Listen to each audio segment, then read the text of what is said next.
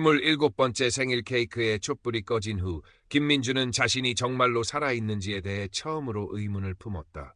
아니, 살아있다는 건 무엇일까?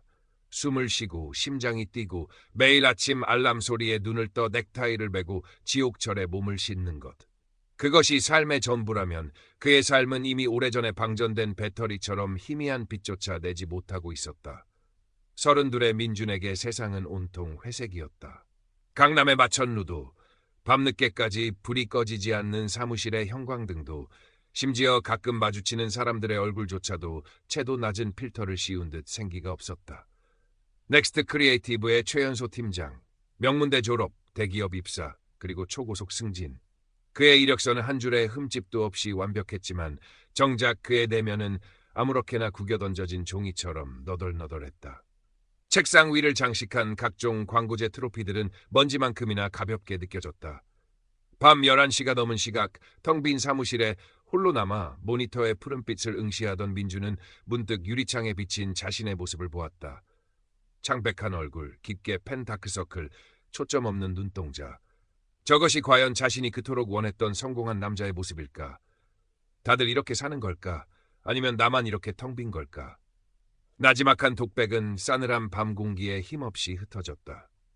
몇 년 전 그의 열정을 송두리째 앗아갔던 프로젝트의 실패와 믿었던 동료의 배신은 그의 마음에 깊은 흉터를 남겼다. 그 후로 그는 누구에게도 쉽게 마음을 열지 못했다. 성공만이 자신을 보호해줄 유일한 갑옷이라 믿으며 앞만 보고 달렸다. 하지만 그 갑옷은 너무나 무거웠고 숨 막혔다.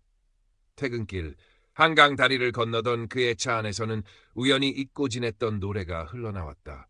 첫사랑 서연과 함께 자주 듣던 노래, 풋풋했지만 진심이었던 시절. 그녀의 맑은 웃음소리가 아련하게 귓가에 맴도는 듯했다. 하지만 그 관계 역시 그의 서툰 자존심과 오해로 끝을 맺었다. 대학 시절 밤새도록 꿈을 이야기하던 절친 지훈의 얼굴도 떠올랐다. 성공이라는 이름 아래 그는 얼마나 많은 소중한 것들을 스스로 내팽개쳐 왔던가. 짙은 피로감과 함께 밀려드는 회의감. 민주는 이미 오래전부터 조각난 채 아슬아슬하게 버티고 있었다. 어쩌면 이 모든 것을 끝내고 싶다는 위험한 생각이 그의 무의식을 지배하고 있었는지도 모른다. 그 순간이었다. 반대편 차선에서 달려오던 트럭의 헤드라이트가 그의 시야를 하얗게 물들인 것은 과함하는 굉음과 함께 모든 것이 암전되었다. 얼마나 시간이 흘렀을까? 민주는 자신이 칠흑 같은 어둠 속에 떠 있음을 깨달았다. 아무런 소리도 감각도 느껴지지 않았다. 몸의 무게감조차 사라진 듯 마치 우주 공간을 유영하는 먼지처럼 한없이 가볍고 자유로웠다. 이상하게도 두려움은 없었다. 오히려 모든 것을 내려놓은 듯한 깊은 평온함이 그를 감쌌다. 그때 저 멀리 한 점의 빛이 보였다. 아주 작고 희미했지만 이상하게도 강렬하게 그를 끌어당기는 빛이었다. 그는 본능적으로 그 빛을 향해 나아갔다. 빛에 가까워질수록 따스함이 느껴졌다. 세상의 어떤 온기보다도 부드럽고 포근한 마치 어머니의 품속 같은 느낌이었다. 마침내 빛의 중심에 다다랐을 때 그는 말로 표현할 수 없는 절대적인 사랑과 평화에 온전히 휩싸였다. 모든 고통과 번뇌가 사라지고 오직 순수한 환희만이 그의 존재를 가득 채웠다. 그 빛 속에서 부드럽고 맑은 목소리가 들려왔다. 성별을 가늠할 수 없는 마치 수만 개의 바람결이 함께 속삭이는 듯한 목소리였다. 민준아, 이제 잠시 모든 것을 내려놓고 쉬어가렴. 너의 여정을 돌아볼 시간이란다. 목소리의 주인은 형체를 특정할 수 없었지만 민준은 그 존재가 무한한 사랑과 지혜로 가득 차 있음을 직감했다. 그는 자신을 하늘이라고 소개했다. 여긴 어디죠? 민준이 조심스럽게 물었다. 내가 잠시 머무는 곳, 그리고 너 자신을 만나는 곳이란다. 하늘의 목소리는 그의 영혼 깊은 곳까지 울려 퍼졌다. 하늘의 안내에 따라 민준은 자신의 삶을 파노라마처럼 마주하게 되었다. 가장 먼저 떠오른 것은 잊고 지냈던 어린 시절의 기억이었다. 여름방학 시골 할머니 댁 넓은 마당에서 강아지 복실이와 함께 해맑게 뛰어놀던 5살의 민준. 햇살은 따사로웠고 공기는 달콤했으며 그의 작은 가슴은 이유 없는 행복으로 넘실거렸다. 이때 너의 마음을 가득 채웠던 것은 무엇이었니? 하늘이 부드럽게 물었다. 민준은 대답할 수 없었다. 다만 눈물이 하염없이 흘러내렸다. 순수함, 조건 없는 사랑, 작은 것에도 감사할 줄 알았던 그 마음. 어른이 되면서 성공이라는 허울을 쫓으면서 그는 그 모든 것을 잃어버렸거나 스스로 외면해왔다. 다음 장면은 대학 시절로 이어졌다. 좁은 자취방. 라면 냄새와 퀴퀴한 책 냄새가 뒤섞인 공간에서 절친 지훈과 밤새도록 열띤 토론을 벌이던 20살의 민준. 세상을 바꾸겠다며 위대한 예술가가 되겠다며 치기 어리지만 뜨거운 꿈을 나누던 시간들이었다. 하지만 몇 년 후 바쁘다는 핑계로 그리고 어쩌면 지훈의 삶이 자신보다 더 초라해 보인다는 비겁한 우월감 때문에 그는 지훈의 결혼식에조차 참석하지 않았다. 지훈이 보냈던 청첩장은 책상 서랍 깊숙한 곳에서 빛바랜 채 발견되었다. 성공과 우정 사이에서 너는 무엇을 선택했고 그 선택의 결과로 무엇을 느꼈니? 하늘의 질문은 비난이 아니었다. 그저 민준 스스로 자신의 마음을 들여다보게 하는 거울과 같았다. 민준은 가슴을 치는 후회와 지훈에 대한 미안함으로 몸서리쳤다. 성공이라는 이름 아래 그는 진정한 우정의 가치를 너무나 쉽게 저버렸던 것이다. 첫사랑 서연과의 기억도 생생하게 떠올랐다. 굳은 날이면 함께 작은 우산을 나눠 쓰고 걷던 캠퍼스, 그녀의 생일날 서툰 솜씨로 끓여주었던 미역국, 사소한 말다툼 끝에 먼저 사과하며 그녀를 끌어안았던 순간들. 하지만 졸업 후 현실의 벽에 부딪히면서 그리고 민준의 마음속에서 커져가던 성공에 대한 야망과 불안감 때문에 그들의 관계는 삐걱거리기 시작했다. 결국 그는 그녀의 진심을 오해했고 자신의 상처받은 자존심을 지키기 위해 모진 말로 그녀에게 이별을 고했다. 마지막 순간 눈물을 글썽이던 서연의 슬픈 눈빛이 그의 심장을 찔렀다. 두려움이 너의 진심을 가렸을 때 너는 무엇을 잃었니? 하늘의 질문 앞에 민주는 고개를 떨굴 수밖에 없었다. 그는 사랑을 잃었고 동시에 자기 자신을 사랑할 기회마저 놓쳐버렸던 것이다. 마지막으로 그를 괴롭혔던 직장에서의 기억. 그가 팀장이 된 후 야심차게 준비했던 프로젝트가 한순간에 물거품이 되었던 사건이었다. 믿었던 부장의 비리가 터졌고 모든 책임은 실무자였던 민준에게 돌아왔다. 그때 가장 가까이에서 그를 돕던 후배마저 그에게 등을 돌렸다. 팀장님이 다 알아서 하신 거잖아요. 그 차가운 한마디는 민준의 마음에 깊은 배신감을 새겼다. 그는 아무도 믿을 수 없었고 홀로 모든 것을 감당해야 했다. 타인을 믿지 못했을 때 너의 영혼은 자유로웠니? 민준은 흐느꼈다. 자유롭지 못했다. 오히려 더 깊은 고립감과 불안감에 갇혔을 뿐이었다.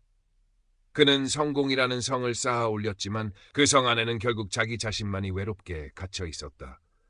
삶의 중요한 순간들이 파노라마처럼 스쳐 지나갈 때마다 하늘은 민준에게 질문을 던졌다. 그때 너는 무엇을 느꼈니? 네가 진정으로 원했던 것은 무엇이었니? 그 선택으로 무엇을 배웠니?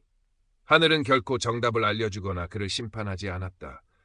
그저 민준 스스로 자신의 감정과 마주하고 선택의 의미를 되새기며 그 안에 숨겨진 교훈을 발견하도록 도울 뿐이었다. 고통스러운 과정이었지만 이상하게도 민준의 마음은 점차 가벼워졌다.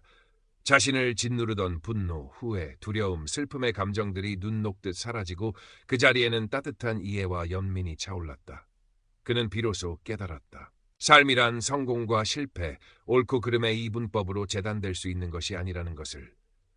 모든 경험은 심지어 가장 고통스러운 기억조차도 영혼의 성장을 위한 소중한 배움의 과정이라는 것을. 그리고 그는 느꼈다. 모든 존재가 보이지 않는 끈으로 연결되어 있다는 것을.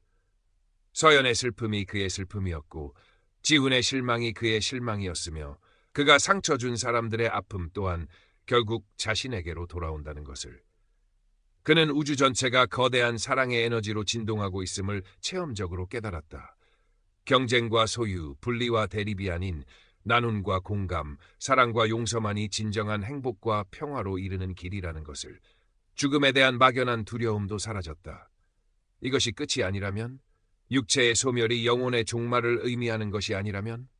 어쩌면 삶이란 더 큰 배움과 성장을 위한 잠시 동안의 여정, 하나의 과정에 불과한 것일지도 모른다는 생각에 이르자 그의 마음은 놀랍도록 평온해졌다. 마치 오랫동안 풀지 못했던 어려운 숙제의 정답을 마침내 발견한 아이처럼 그는 깊은 안도감과 함께 잔잔한 희열을 느꼈다. 한참의 침묵 끝에 하늘이 다시 부드럽게 물었다. 민준아, 이제 너는 어떤 삶을 살고 싶니? 민주는 가만히 눈을 감았다. 그의 마음속에는 더 이상 과거의 후회나 미래에 대한 불안이 없었다. 오직 현재 이 순간만이 존재했다. 그리고 그 순간 그는 너무나도 간절히 다시 한번 살고 싶다는 열망을 느꼈다. 이전과는 전혀 다른 방식으로 매 순간을 소중히 여기며 사랑하고 감사하며 진실되게 살아가고 싶었다. 살고 싶어요. 정말 제대로 한번 살아보고 싶어요. 그의 목소리는 떨리고 있었지만 그 안에는 이전에는 찾아볼 수 없었던 단단한 의지와 진정성이 담겨 있었다.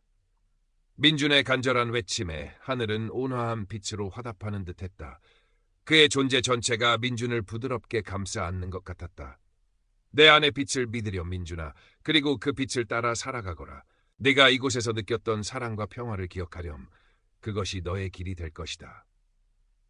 하늘의 마지막 목소리가 멀어지면서 민준은 다시 한번 강렬한 빛의 흐름에 휩싸였다. 마치 거대한 우주의 자궁 속으로 빨려 들어가는 듯한 느낌이었다. 따뜻하고 안전하고 모든 것이 하나로 연결된 듯한 황홀한 경험. 그리고 서서히, 아주 서서히 현실 세계의 감각들이 희미하게 되살아나기 시작했다. 삐 하는 규칙적인 기계음, 소독약 냄새, 누군가의 다급한 목소리. 환자분, 정신이 드세요? 제 말 들리세요? 흐릿한 시야 속으로 하얀 가운을 입은 의사의 얼굴이 보였다. 민주는 자신이 병원 침대에 누워있음을 깨달았다. 온몸이 으스러질 듯 아팠지만 이상하게도 마음은 깃털처럼 가벼웠다. 그는 천천히 눈을 깜빡였다. 창밖으로 눈부신 햇살이 쏟아져 들어오고 있었다. 그 햇살은 그가 지금까지 보아왔던 어떤 햇살보다도 찬란하고 아름다웠다. 마치 세상이 다시 태어난 듯 모든 것이 새롭고 경이롭게 느껴졌다. 그는 살았다. 그리고 이제 새로운 삶이 그를 기다리고 있었다. 몇 주 후 민주는 퇴원했다. 기적적인 회복이었다. 의사들은 고개를 갸웃거렸지만 민주는 그 이유를 알고 있었다. 그는 더 이상 과거의 김민준이 아니었다. 그의 내면 깊은 곳에서부터 근본적인 변화가 일어났음을 그는 온몸으로 느끼고 있었다. 퇴원 후 그가 가장 먼저 한 일은 회사에 사직서를 제출한 것이었다. 더 이상 그를 짓누르는 성공의 무게도 공허한 경쟁도 견딜 수 없었다. 주변 사람들은 모두 그의 갑작스러운 결정에 의아해했지만 민주는 단호했다. 그리고 그는 용기를 내어 아버지에게 전화를 걸었다. 수십 년 동안 제대로 된 대화 한번 나눠보지 못했던 아버지였다. 늘 무뚝뚝하고 권위적이었던 아버지의 목소리가 수화기 너머로 들려왔다. 어쩐 일이냐? 아버지, 저 민준이에요. 그냥 목소리 듣고 싶어서요. 잠시 침묵이 흘렀다. 그리고 아버지가 작게 헛기침을 하는 소리가 들렸다. 몸은 괜찮은 거냐? 걱정이 묻어나는 아버지의 첫마디였다. 그 순간 민준의 눈가에 뜨거운 것이 차올랐다. 그는 처음으로 아버지에게 진심을 다해 말했다. 네, 괜찮아요. 걱정 끼쳐드려 죄송해요. 그리고 사랑합니다, 아버지. 수화기 저편에서 아버지는 아무 말도 하지 않았지만 민주는 느낄 수 있었다. 아버지의 마음에도 따뜻한 무엇인가가 흐르고 있다는 것을. 그는 대학 시절 절친이었던 지훈에게도 연락했다. 몇 년 만에 만난 지훈은 예전보다 조금 수척해 보였지만 여전히 따뜻한 눈빛을 가지고 있었다. 민주는 과거 자신의 어리석었던 행동에 대해 진심으로 사과했고 지훈은 말없이 그의 어깨를 두드려 주었다. 그들은 밤늦도록 술잔을 기울이며 못다한 이야기를 나누었다. 마치 잃어버렸던 시간의 조각을 다시 맞추는 것처럼. 민준의 삶은 극적으로 변하지 않았다. 그는 여전히 서울의 작은 아파트에서 살았고 특별히 큰 돈을 벌지도 못했다. 하지만 그의 일상은 이전과는 비교할 수 없을 만큼 풍요롭고 의미 있었다. 그는 아침 일찍 일어나 북한산 자락을 산책했고 길가에 핀 이름 모를 들꽃의 아름다움에 감탄했으며 작은 도서관에서 봉사활동을 시작했다. 그리고 밤에는 자신이 겪었던 특별한 경험과 그로 인해 얻은 생각들을 차분히 글로 옮겼다. 그의 글은 꾸밈없이 진솔했고 읽는 이의 마음에 잔잔한 울림을 주었다. 그는 자신의 이야기가 절망 속에 있는 누군가에게 작은 위로나 희망이 될 수 있기를 바랐다. 어느 주말 오후 민주는 한강 시민공원 벤치에 앉아 스케치북을 펼쳤다. 예전에는 거들떠보지도 않았던 풍경들이 그의 눈에는 더없이 아름답게 보였다. 따스한 가을 햇살 아래 반짝이는 강물, 제잘거리며 뛰어노는 아이들의 웃음소리, 저 멀리 보이는 남산타워의 실루엣. 그는 천천히 연필을 움직여 그 풍경들을 담아내기 시작했다.